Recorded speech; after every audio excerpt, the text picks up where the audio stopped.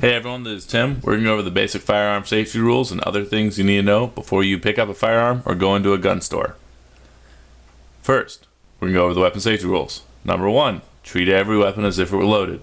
Number 2, never point the weapon at anything you do not intend to shoot. Keep weapon on safe until you Number intend 3, to fire. keep your fingers straight off the trigger until you're ready to fire.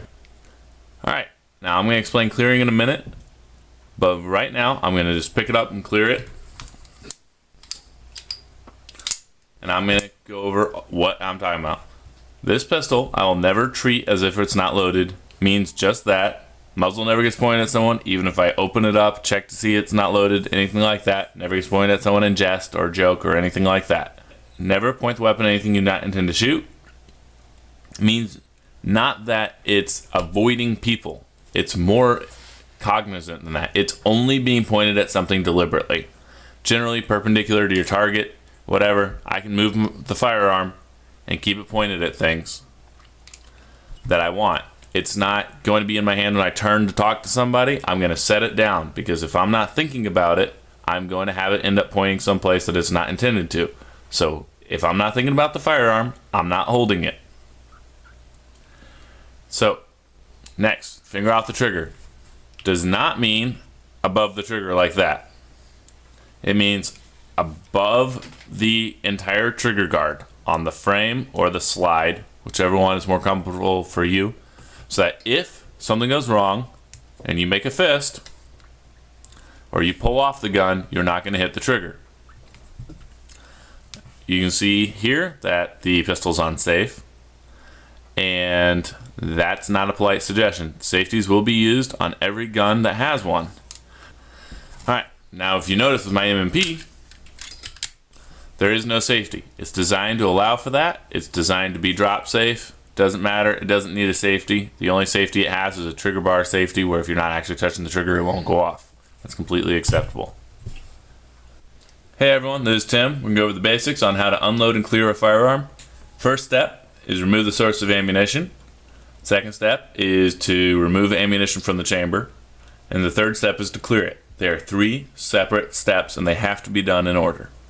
If you do them out of order, you're not going to clear the firearm.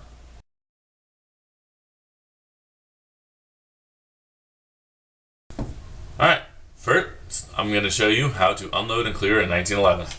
First, following all the safety rules, pick it up, remove the source of ammunition, remove ammunition from the chamber, come back, lock it back, and now we're on to clearing it. I'm going to physically touch the chamber, making sure there's nothing in it. You're going to visually look down the magazine well, line of sight back to the chamber, and watch the slide go home on an empty chamber. Put it back on safe, set the gun down. My M&P is about the same thing. Following the safety rules, I'm going to pick it up, remove the magazine. No rounds come out when I rack it. Come back and lock it. Physically check the chamber. Line of sight through the magazine well. Back to the chamber. Watch it go home on an empty chamber. And I'm good.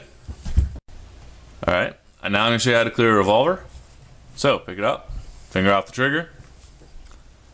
Open the cylinder. That removes the source of ammunition. Then, if it were loaded, you turn it up. Hit the ejector down. Go back. And you're going to check each chamber individually. If it's dark, so you don't miss a chamber, put your thumb on one of them, check each cylinder and rotate back to your original finger so you can make sure you're unloaded. Close it back up, set it down. That's how you clear a firearm. Alright, now I'm going to show you how to do that with ammunition in the firearm. I'm using snap caps, so we're still treating it as if it were loaded. Remove your magazine. Rack it. Do not try to catch the round. If you try to do that, you're going to get distracted, you're going to turn your muzzle, you're going to be unsafe. Let it fall. It's not that big of a deal. They're not going to go off when they hit the ground. Then, pull it back again, nothing comes out, lock it back, physically check the chamber, look through the magazine well, watch it go home, empty chamber, put it back on safe, set it down. M&P, move your magazine, rack it out. As you can see, the round did not come out the way it was supposed to. If you have a broken ejector or an extractor, a lot of times your round will actually stay in the chamber. You have to physically check to make sure your weapon is unloaded. Pull it again, lock it back, check the chamber, magazine well, watch it go closed. Move the round out from under it. Take your revolver, pick it up, open your cylinder, hit the ejector, physically check all your chambers, because each and every cylinder in there is an individual chamber. They all have to be individually checked. Close it back up, get all the rounds out of the way, set it back down. Pretty easy. Alright, I'm going to show you real quick how to clear out a revolver with your left hand. You're going to pick it up. It's going to sound weird, but you don't have an option to do it safely and correctly. You're going to switch hands, release it. Basically, we're doing the exact same thing you're going to do with the right hand. Turn it over, hit the ejector, check all the cylinders. If you were going to reload it with your left hand, you would reload with your left hand. Alright, and then you're going to close it back up. You unload with the left-handed revolver. You're going to switch hands back to your left-handed grip. Now I'm going to show you why the order of operations is absolutely necessary. Pick up my 1911, rack it out, 2, 3. Drop the magazine. There's still a round in there.